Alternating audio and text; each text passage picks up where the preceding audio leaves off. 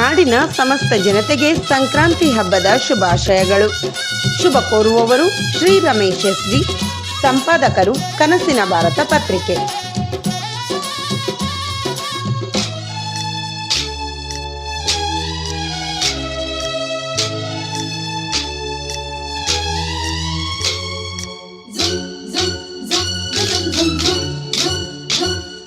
ಸಂಕ್ರಾಂತಿ ಬಂತು ಮನಸ್ಸಲ್ಲಿ ಮನಸ್ಸು ಎಳ್ಳು ಬೆಲ್ಲ ತೀರಾಯಿತು, ಕೊಟ್ಟು ತಗೋ ಮಾತಾಯಿತು, ಮುತ್ತಾಯಿತು ಮೊತ್ತಾಯಿತು, ಮೈಯಲ್ಲಿ ಏರುತ್ತಿದೆ ಮಮಥನ ಅಂಬುಗಳು.